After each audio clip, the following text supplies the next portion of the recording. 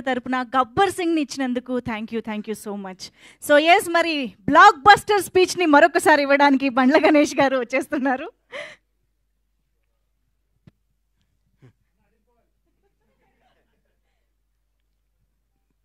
మొదటగా మీ జీవితాలు ఎలా ఉన్నా మీరు అతి సామాన్యమైన జీవితం గడుపుతూ కూడా మీ భార్య బిడ్డల కంటే సినిమా రంగాన్నే మక్కువ చేసుకొని సినిమా రంగమే మా అందరికీ వారదై సారదై మాలో ఎవరికి టాలెంట్ ఉన్నా దాన్ని జనానికి తెలియజేయడానికి కృషి చేస్తూ అహర్నిశలో పనిచేస్తున్న నా పాత్రికేయ మిత్రులందరికీ పాదాభివందనాలు. మీరు చేసే కళామ తల్లి సేవలో మీరు చేసే కష్టంలో మీరు ఫలితం పొంది చాలా తక్కువ, మీరు అనుభవిస్తుంది చాలా తక్కువ. మీ ద్వారా మీరు రాసిన మీ చేతి ద్వారా మీరు రాసి మీ పెన్ను ద్వారా కొన్ని జీవితాలు కొన్ని అద్భుతమైన స్థాయిలోకి తీసుకొచ్చిన మీ అందరికీ మీ రుణం తీర్చుకోలేంది.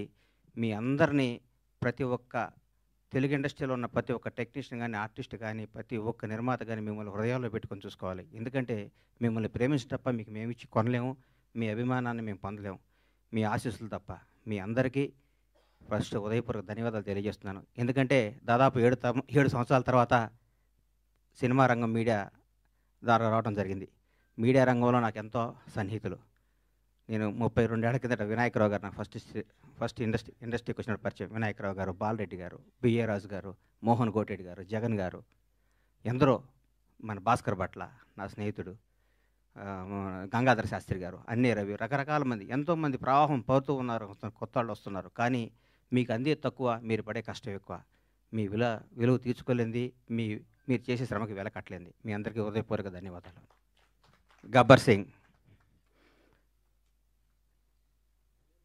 నా తల్లిదండ్రులు నాకు జన్మనిస్తే పవర్ స్టార్ పవన్ కళ్యాణ్ ఆయన నాకు బతుకునిచ్చాడు. పవన్ కళ్యాణ్ గారి గురించి ఎంత చెప్పుకున్నా నేను తక్కువే. నేను ఆర్థికంగా ఎంత స్థాయికి వెళ్ళినా కానీ పవన్ కళ్యాణ్ లేకపోతే నాకు ఇప్పుడు ఈ క్రేజు ఈ పేరు ఉండేది కాదు. మామూలుగా చిన్న చిన్న వేషాలు వేస్తూ ఉండి అప్పటికి కూడా ఏ రోజు కూడా బండ్ల గణేష్కి క్యారెక్టర్ కావాలి, ఈ క్యారెక్టర్ బండ్ల గణేష్ అనే స్థాయికి నా జీవితంలో రావటం జరగలేదు. వేషాలు వేయటం జరుగుతూ ఉండేది, రకరకాలు ఉండేది. ఒకనొక టైంలో అప్పుడు అసిస్టెంట్గా ఉన్న మా blockbuster director Harish Shankar గారు కూడా నాకు ఒక చింతకాయల రవి అనే సినిమాలో నన్ను రికమెండ్ చేసి అమెరికా పంపించారు అప్పట్లో. అప్పటి నుంచి మా సన్నిహిత సంబంధాలు మాకుండేవి. నన్ను నిర్మాతం చేశారు పవన్ కళ్యాణ్ గారు. ఒకరోజు పిలిచి ఎందుకో అన్నాడు, కానీ నువ్వు సినిమాలు చేస్తావు, నేను నిర్మాత చేస్తాను. నేను షాక్ అయ్యి, నేను నమ్మలేదు. నన్ను నేను నమ్ముకోలేని పరిస్థితిలో కూడా నన్ను నిర్మాత చేస్తే చాలామంది ఆయన అభివృద్ధి కోరుకుని ఆయన సన్నిహితులు కూడా నువ్వేంటే గణేష్ సినిమా చేయటం అంటే కూడా నేను మాట ఇచ్చాను, మాట తప్పను అని నన్ను నిర్మాతం చేసిన పవన్ కళ్యాణ్ గారికి ఈ సందర్భంగా ఇంకొకసారి పాదాభివందనాలు తెలియజేసుకుంటున్నాను. గబ్బర్ సింగ్ ఒక చరిత్ర. ఈరోజు మార్నింగ్ ఎక్కడో వాకింగ్ చేసి బయటకు వస్తుంటే, ఏందన్నా గబ్బర్ సింగ్ రిలీజు అంటున్నావు, టీవీలో వస్తుంది, గొడవ ఉంది, రెండో రిలీజ్కి ఎంత క్రేజ్ అయిందా అని అడిగాడు ఒక ఆయన. నేనన్నా, హిందువులకి భగవద్గీత, ముస్లింలకి ఖురాన్, క్రైస్తవులకి బైబిల్ ఎంత పవిత్రమైందో పవన్ కళ్యాణ్ అభిమానులకు కూడా గబ్బర్ సింగ్ ఎంత పవిత్రమైందిరా బాబు, అది అప్పుడు ఆ చిరస్థాయిగా గుండెల్లో ఉండిపోయేది అని చెప్పాను. దాని గురించి మనం ఏం చేయలేం. ఈ సినిమా అణువణువున ఏ బ్రహ్మ ముహూర్తాన భగవంతుడు ఈ ముహూర్తాన్ని క్లాప్ కొట్టించాడో కానీ ఏ బ్రహ్మ ముహూర్తం హరీష్ శంకర్ గురించి చెప్పాలి. హరీష్ శంకర్ అనేవాడు జీవితంలో కోపానికి పగకి తేడా ఉంటుంది. కోప్పడేవాడు ఎవడో హానికరదు. కోపం అనేది నీడపాము లాంటిది, అది కరిచిన ప్రమాదం లేదు. పగ అనేది నాగుపాము లాంటిది, కరిస్తే చచ్చిపోతాం. మేమందరం కోప్పడే బ్యాచ్ అది. మేము ఏదన్నా గబగబ మాట్లాడుతుంటాం కానీ మేము ఏది మనసులో పెట్టుకోం. మాకు ఆ క్షణాన్ని ఆ పని అయిపోవాలి, ఆ క్షణం అది అయిపోవాలి. అంతేగాని మాకు కోపమో మాకు ఈగోనో మాకు మాట్లాడటం రాదని మీరు అనుకోవద్దు. మేము చాలా చిన్న స్థాయి నుంచి వచ్చిన వాళ్ళం కాబట్టి, చిన్న కుటుంబాల నుంచి వచ్చిన వాళ్ళం కాబట్టి, ఈ రంగుల ప్రపంచంలో మాకు స్థాయి వచ్చింది కాబట్టి, ఈ రంగుల దాంట్లో మాకు పేరు వచ్చింది కాబట్టి, దీన్ని నిలుపుకునే తాపత్రంలో మేము గబగబా మాట్లాడి కొన్ని తప్పులు చేస్తే దాన్ని మీరు మనసుకు తీసుకొని మమ్మల్ని హర్ట్ చేశాడు, మీ చేతిలో పెన్ అనే ఆయుధంతో మా జీవితాన్ని మీద మచ్చరాయకూడదని మనస్ఫూర్తిగా మీకు కోరుకుంటూ, మీ ఆశీస్సులు ఉండాలని ఆశిస్తూ, మీ అందరి ఆశీస్సులతో మేము పైకి రావాలని ఇంకొకసారి కోరుకుంటున్నాం. ఈ గబ్బర్ సింగ్ అనే సినిమాని అణువణువున ప్రతి అడుగు, ప్రతి మాట, ప్రతి క్షణం, ప్రతి కష్టం హరీష్ శంకర్కే చెందుతుంది. హీరో గారితో అంతకుముందు నేను తీన్మార్ సినిమా తీశా. హీరో గారు ఎవరేం చెప్తే అది చేస్తాడు, పాపం నమ్మితే వదిలేస్తాడు. గబ్బర్ సింగ్ అనే చిత్రాన్ని హరీష్ శంకర్ ఏం చెప్తే అది చేద్దామని ఫస్ట్ డే నాతో చెప్పాడు. బాబు నేను షర్టు గుడ్డి లిపితే పోలీసు అడిగిపోతాడా అని అడిగాను నేను ఒకరోజు. నీకెందుకురా, నువ్వు దూరం కూర్చో అనేవాడు నన్ను. ఆయన ప్రతి ఒక్కటి అంత గొప్ప సినిమా. 12 సంవత్సరాల కెరీర్లో ఆ ప్రయాణంలో ఒక్కొక్కళ్ళు మల్లెపూలు ఇస్తే కొంత తల్లో పెట్టుకుంటే కొంత ఎక్కడో పెట్టుకుంటారు. హరీష్ శంకర్ని వాడుకునేవాడికి తెలుస్తుంది హరీష్ శంకర్ పవర్ ఏంటో. వాడుకునేవాడు ఎక్కడో పెట్టుకుంటే మనం ఏం చేస్తాం దానికి. ఇప్పుడు మల్లెపూలు ఉంటాయి, కొందరు తల్లో పెట్టుకుంటారు, కొందరు దేవుడి దగ్గర పెడతారు, కొందరు ఇంకెక్కడో పెడతారు. మా హరీష్ శంకర్ అనే ఒక డైమండ్ని ఎక్కడో పెడుతున్నారు. హరీష్ శంకర్ అనేవాడు నాకు వస్తే, హరీష్ శంకర్ అనేవాడు ఎక్కడితే ఆ పువ్వు అనేవాడిని ఎట్లా నేను చూపిస్తాను. నేను హరీష్ శంకర్ అనేవాడిని అద్భుతంగా ఒక సీసాలో ఒక అద్భుతమైన సీసాలో సారా పోతే సారా సీసా అవుద్ది, పాలు పోతే పాలు సీసా, అమృతంతో అమృతం సీసా అవుద్ది. హరీష్ శంకర్ అనేవాడు సీసాలు అంటాడు. ఆ సీసాలో అద్భుతమైన సినిమా కథ చేసుకుంటే హరీష్ శంకర్ తెలుగు ఇండస్ట్రీలో రాబోయే 25 ఏళ్ళు డైరెక్టర్గా నంబర్ 1గా ఉంటాడు. నాకు తెలుసు హరీష్ శంకర్ అంటే ఏంటో. నాకు తెలుసు. పవన్ కళ్యాణ్ గారి గురించి ఏం చెప్పమంటారు, ఎందుకు చెప్పమంటారు, ఎన్నేం చెప్పమంటారు. ఒక గొప్ప మానవత్వం గల వ్యక్తి, ఒక నిజాయితీ గల నిబద్ధత గల వ్యక్తి, నీతివంతుడు. తన కోసమే కాదు, తన బిడ్డల కోసమే కాదు, తన బిడ్డల కోసం, తన కుటుంబం కోసం అంటే సంవత్సరానికి ఒక సినిమా చేసుకుంటూ ఎవరిని కలపకుండా 6 నెలలు ఇక్కడ, 6 నెలలు ఫారిన్లో, 6 నెలలు జనానికి కనపడకుండా నెలకు 10 రోజులు షూటింగ్ చేసుకుంటూ సంవత్సరానికి భారతదేశంలో ఏ నటుడు పొందనంత అత్యధిక రెమ్యునేషన్ పొంది కూడా హాయిగా బతకగల కెపాసిటీ ఉన్న పవన్ కళ్యాణ్ ఈరోజు జనం కోసం కుటుంబాన్ని వదిలేసి, పిల్లల్ని వదిలేసి, తన సుఖాలను వదిలేసి, అన్నీ వదిలేసి అహర్నిశలు పోరాడి 10 సంవత్సరాల దాదాపు 10 సంవత్సరాల పాటు 10-12 సంవత్సరాల పాటు ప్రజల కోసం పోరాడి ఈరోజు ఒక స్థాయిలో ఉన్నారు. నేను పూర్తి స్థాయిలో ఉన్నాను నేను చెప్పను, ఎందుకంటే నేను ఆయన ఎక్కడో ఊహించుకున్నాను. అది అవుద్ది, ఆయన రోజు నేను మాట్లాడతా. పవన్ కళ్యాణ్ ఒక నిబద్ధత గల వ్యక్తి, నిజాయితీగా బతికే మనిషి, నీతిగా బతికే మనిషి. నన్ను ఒక ఆయన, అరే హీరో పవన్ కళ్యాణ్ గారు ముఖ్యమంత్రి అయ్యారు కదా, ఒక చిన్న పని చెప్తా అన్నాడు. నేను పైనుంచి కింద చూశాను. నిన్ను నన్ను కొడతాడు నాయన, మనం కొందరిని దూరం నుంచి చూడాలి, కొంత దగ్గరికి వెళ్తాను ట్రై చేయకూడదు, మనకు అనవసరం అవన్నీ, ఆయన ఎప్పుడు పిలిస్తే వెళ్తాను వదిలే అని చెప్పాను. అట్లాంటి పవన్ కళ్యాణ్ గారితో గబ్బర్ సింగ్ లాంటి సినిమా తీయటం, దాన్ని రిలీజ్ చేయాలని 1 year బ్యాక్ నేను నా మిత్రుడు మర్చిపోయాను. ఈ గబ్బర్ సింగ్ అనే సినిమాని ఎట్లా రిలీజ్ చేయాలంటే దీన్ని హీరో గారిని నాకంటే ఎక్కువ ప్రేమించేవాడు ఎవరున్నారు, ప్రేమించి ఈ సినిమా రిలీజ్ చేయాలి, ప్రేమించి ఈ సినిమా డైరెక్ట్ చేశాడు హరీష్ శంకర్, ప్రేమించి ఈ సినిమా తీశాను నేను, ప్రేమించి అద్భుతంగా మ్యూజిక్ చేశాడు దేవిశ్రీ ప్రసాద్. ప్రతి ఒక్కళ్ళు రమేష్ రెడ్డి గారు కానీ, సతీష్ కానీ, ఆ కోడైరెక్టర్లు కానీ, మా బాబీ కానీ, రామారావు గారు కానీ, ప్రతి ఒక్కళ్ళు ఈ సినిమాకి మా విజయ్ కానీ డైరెక్టర్ అయ్యాడు విజయ్ కానీ ఒక్కళ్ళు కాదు, మా హనుమంతరావు గారు కానీ, మా సుబ్రహ్మణ్యం కానీ, మా అయ్యప్ప కానీ, మా ప్రొడక్షన్ కానీ, మా టీం, మా శ్రీనివాస్ గారు కానీ, ప్రతి ఒక్కళ్ళు ఈ సినిమా ఇది కొట్టాలి సార్, ఇది కొట్టాలి, ఇది పండగ. ప్రతిరోజు మా ఇంట్లో ప్రతి షూటింగ్ అంటే పండగ జరిగే షూటింగ్. ఈ షూటింగ్లో హీరో గారు గుర్రం నుంచి పడబోయాడు. ఇక్కడ మన అది ఎవరన్నది గుజరాత్లో.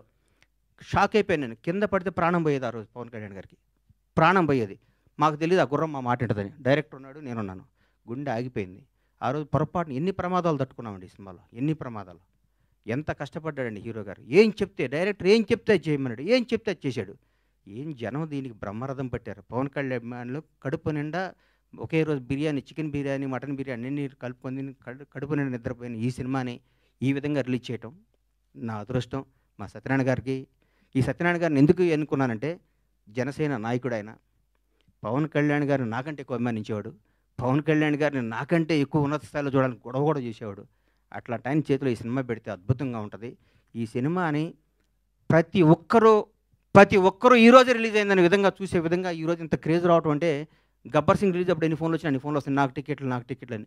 నేను థియేటర్లకు ఫోన్ చేసిన టికెట్లు, సార్ ఇది సెకండ్ రిలీజ్ అని మేము ఆల్రెడీ అన్ని పెట్టేస్తే మొత్తం అయిపోయినాయి సార్, మాకే టికెట్లు లేవు అంటున్నారు వాళ్ళు. నేనేం చెప్పాలి, నాకు అర్థం కావట్లేదు. థియేటర్లు పెంచుతున్నాం, అద్భుతంగా చేస్తున్నాం. ఇది సినిమాని ఇంకొకళ్ళు రిలీజ్ చేయాలంటే కూడా గబ్బర్ సింగ్ అంత కలెక్షన్ రావాలని అనుకొని రిలీజ్ చేసే స్థాయిలో ఉంటుంది ఈ సినిమా రిలీజ్. ఏ సినిమా రిలీజ్ గబ్బర్ సింగ్లా కలెక్ట్ చేస్తండి అని ఏ సినిమా అయినా ఈరోజు తెలుగు సినిమా రంగం భారతదేశంలో తెలుగు సినిమా రంగం వైపు చూస్తున్నారు. ఒకప్పుడు బాంబే అనేవాళ్ళు, తమిళనాడు, చెన్నై ఎట్లా అనేవాళ్ళు. ఈరోజు ఇండియన్ మొత్తం ఒక రాజమౌళి, ఒక సుకుమార్, ఎంతోమంది, ఒక మన నాగశ్విన్, అద్భుతమైన డైరెక్టర్లు మన ఇక్కడి నుంచి వెళ్తున్న. భారతదేశం మొత్తం తెలుగు వాడిని చూసి తెలుగు నిర్మాత, తెలుగు డైరెక్టర్, తెలుగు యాక్టర్ని గర్వంగా చూస్తున్న స్థాయికి వస్తే, ఈ రంగంలో నేను 7 సంవత్సరాల సినిమా తీయడం చాలా బాధ అనిపిస్తుంది. నేను తప్పు చేశాను, నన్ను క్షమించాలి. నేను సినిమాలు తీస్తా, నేను సినిమాల్లోనే పుట్టాను, సినిమాల్లోనే ఉంటాను. సినిమానే నా వ్యాపకం, సినిమానే నా జీవితం, సినిమానే నా ఆశ. బ్లాక్ బాస్టర్ల సినిమాలు తీస్తా, బ్లాక్ బాస్టర్స్.